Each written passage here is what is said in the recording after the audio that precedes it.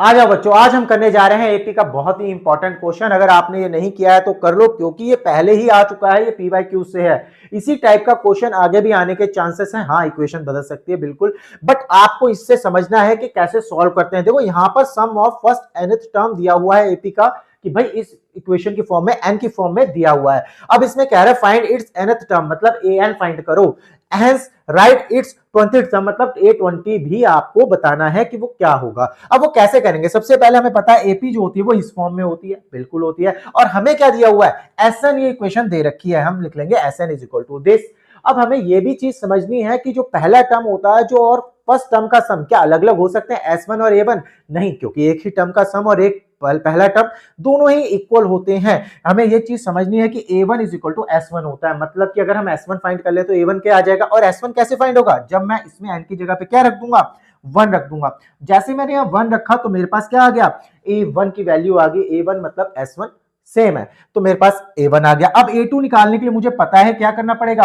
देखो A2 जो होता है दो टर्म का सम नहीं है। S2 अगर आप फाइंड करके कह रहे हो कि A2 आ जाएगा तो वो गलत हो जाएगा। A2 जो होगा वो क्या होगा? S2 minus S1। अब ऐसा क्यों हो रहा है? देखो दो टर्म के सम में से अगर एक टर्म का सम कह दो या फर्स्ट टर्म कह दो, अगर सब्ट्रैक्ट कर दें तो कौन सा टर्म बचेगा? सेकंड टर्म बचेगा।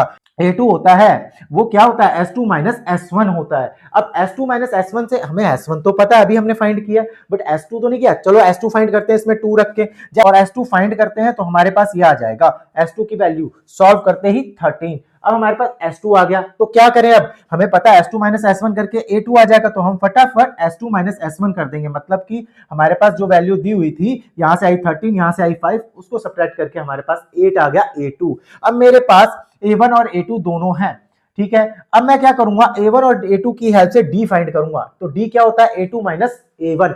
तो A2 माइनस A1 जैसे मैंने किया, मेरे पास D आ गया। मेरे पास D की वैल्यू क्या आई? 3। अब an फाइंड करने के लिए मेरे को पता है an का जो फॉर्मूला होता है वो होता है a plus N minus 1d। ठीक है, अब मेरे पास a भी है d भी है, फटाफट पुट करके मैं क्या करूंगा? इसको सॉल्व करूंगा। सॉल्व करने के बाद मेरे को क्या मिल जाएगा? an मिल जाएगा, जो कि क्या आएगा? 3n plus 2। अब ये मेरे पास an का आंसर आ चुका है। ठीक है, अब मुझे क्या करना है? A20 भी निकालना। तो मैं अगर यहाँ 20 रख दूंगा, A20 नहीं आएगा? बिल्कुल आएगा, क्योंकि अब जो भी टर्म हमें फाइंड करना है वो हम इस इक्वेशन की हेल्प से फाइंड कर सकते हैं। तो जैसे मैंने यहाँ 20 रखा, सॉल्व करके मेरा A20 आ गया। ये मेरा फाइनल आंसर हो गया, जो कि मुझे पूछा था। A20 भी बताओ और nth टर्म भी बताओ। तो मैंने an और A20 दोनों ही फाइंड कर लिया। बड़ी आराम से कर सकते हैं। आपको बिल्कुल स्टेप बाय स्टेप इसको देख लेना है, इसका स्क्रीनशॉट ले लो, आपके काम आएगा। बहुत ही इंपॉर्टेंट होने वाला है ये क्वेश्चन आपके लिए।